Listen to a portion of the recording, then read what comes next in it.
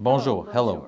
Je souhaite la bienvenue à toutes et à tous à la 11e réunion publique annuelle de l'Autorité du pont Windsor-Détroit, ou APWD. Pour commencer, je reconnais que le territoire où a été construit le projet du pont international Gordie Howe se trouve sur le territoire Anishinaabe. Les Anishinaabeg de la région de Windsor sont connus sous le nom de la Confédération des Trois-Feux, composée des nations Ojibwe, Ottawa et Potawatomi. Ce territoire a également servi de refuge au peuple Huron-Wyandot. Je suis Marie Campagna, présidente du conseil d'administration de l'APWD. C'est un honneur d'occuper le poste de présidente du conseil depuis ma nomination plus tôt cette année, après avoir fièrement siégé au conseil depuis 2017. Apporter mon expérience en gouvernance gouvernementale, financière et corporative à ce rôle est à la fois un privilège et une responsabilité que je prends à cœur. En tant que société d'État, l'APWD rend compte au Parlement par l'entremise de l'honorable Gregor Robertson, ministre du Logement et de l'Infrastructure et ministre responsable du Développement économique Canada pour le Pacifique, pour réaliser l'un des projets d'infrastructure le plus important d'Amérique du Nord, le pont international Gordie Howe.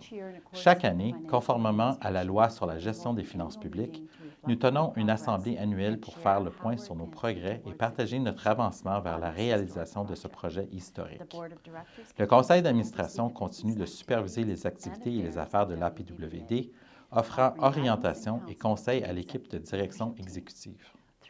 Grâce à l'expertise diversifiée de nos membres, nous avons contribué à assurer l'alignement sur les priorités stratégiques de l'APWD, faisant progresser la construction tout en respectant nos engagements, accomplir notre mandat, faire preuve de transparence dans nos actions et engager la communauté tout au long du processus. Je vous encourage à en apprendre davantage sur ces réalisations et priorités dans notre rapport annuel, disponible sur pontinternationalgordiehowe.com. Je tiens à remercier particulièrement Charles Van Niekerk, notre président-directeur général.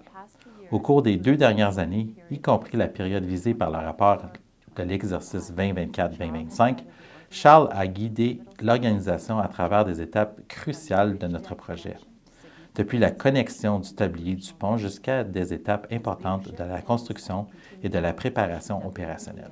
Son leadership et sa perspicacité continuent de positionner l'APWD pour le succès alors que nous avançons vers l'ouverture. J'exprime également ma sincère gratitude à notre conseil d'administration, à la dévouée équipe de l'APWD, à Bridging North America et à nos nombreux partenaires au Canada et aux États-Unis. Votre collaboration et votre engagement nous ont permis de terminer les activités sur le terrain et de concrétiser la vision d'un pont qui relie des communautés, renforce les économies et inspire les générations à venir. C'est maintenant un plaisir pour moi de présenter M. Charles Van Niekerk, président-directeur général.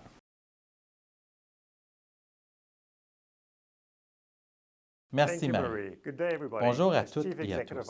En tant que président-directeur général, c'est un privilège de revenir sur une autre année d'accomplissements remarquables, de partenariat et de progrès dans le cadre du projet du pont international Gordie Howe. Le projet du pont international Gordie Howe est plus qu'un moyen de transport entre deux nations. C'est un symbole de collaboration, d'innovation et d'une vision commune pour la croissance économique et la mobilité. L'année écoulée a marqué l'un des jalons les plus importants de l'histoire du projet, la connexion réussie du tablier du pont. Avec cette réussite, le pont international Gordie Howe est officiellement devenu un passage frontalier international et détient maintenant le record de la plus longue portée principale de tout pont en auban en Amérique du Nord. Nos efforts se concentrent désormais davantage sur la préparation à l'exploitation. Au cours de l'exercice 2024-2025, nous avons atteint 90 % des travaux réalisés en capital.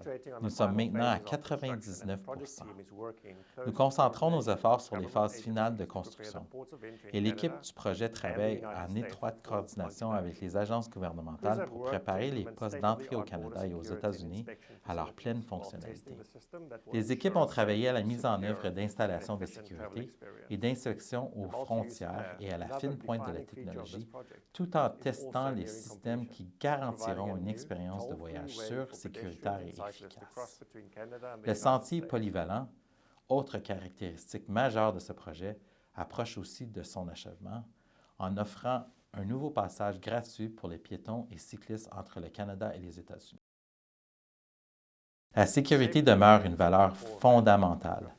Avec 19 millions d'heures enregistrées par plus de 15 000 personnes mobilisées sur ce projet, notre bilan en matière de sécurité démontre des mesures extraordinaires pour améliorer continuellement la santé et la sécurité au travail grâce à des politiques, procédures, outils et communications sur le site. Nous continuons également d'investir dans les quartiers de Sandwich West Windsor et Delray Sud-Ouest Détroit, alors que nous finalisons la mise en œuvre du plan d'avantages pour la communauté et les améliorations locales des routes, dont l'objectif est d'avoir un impact durable et d'améliorer la qualité de vie des résidents. La gestion environnementale reste une priorité clé. Nous avons installé des bornes de recharge pour véhicules électriques et nous transitionnons notre flotte vers des véhicules hybrides rechargeables et électriques à batterie dans le cadre de notre politique plus large environnementale, sociale et de gouvernance qui reflète notre engagement envers un avenir plus vert et durable. C'est avec une sincère appréciation que je souligne le leadership continu et le soutien de notre conseil d'administration, en particulier notre présidente Marie Campagna pour ses conseils avisés. Je reconnais également notre équipe de direction, notre dévouée équipe de l'APWD, Bridging North America ainsi que nos nombreux partenaires gouvernementaux et communautaires des deux côtés de la frontière. Ensemble, nous avons démontré ce que le travail d'équipe et l'engagement peuvent accomplir. Alors que nous envisageons d'accueillir les voyageurs début 2026, je ressens une immense fierté que le pont international Gordie Howe redéfinira le commerce et les déplacements transfrontaliers, renforcera les chaînes d'approvisionnement et demeurera un symbole durable de partenariat et d'objectifs partagés. Le prochain intervenant est M. Joël Huppé, dirigeant principal des finances et de l'administration.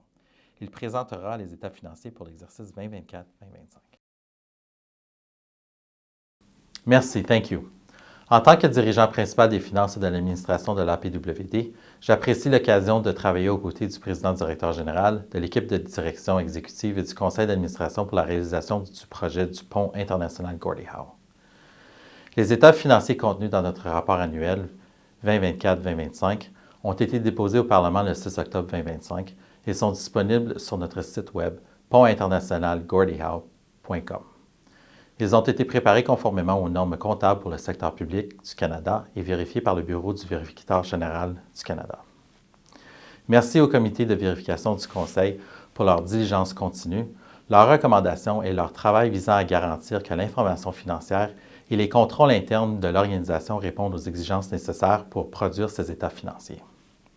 L'exercice financier 2024-2025 a été la 11e année d'opération pour l'APWD et la 7e année de construction du projet du pont international Gordie Howe. Au cours de la période visée par le rapport, notre partenaire du secteur privé Bridging North America a poursuivi les travaux de construction, les préparatifs du site et les derniers travaux de conception des composantes du projet, passant par le pic de construction pour se préparer à la mise en exploitation. Les résultats des opérations pour l'exercice 2024-2025 font état d'un excédent de 1 milliard. Cet excédent s'explique principalement par le calendrier des affectations budgétaires et des dépenses en immobilisation. La dette nette de l'APWD a diminué pour s'établir à 644,5 millions, soit une réduction de 597 millions par rapport à l'exercice 2023-2024. Cette baisse est largement attribuée à l'amendement de l'accord de projet et à la libération subséquente de la retenue agrégée. Les actifs non financiers ont augmenté de 418,1 millions pour atteindre 4,7 milliards, cette augmentation étant principalement due à la poursuite des activités de construction dans le cadre de l'accord de projet.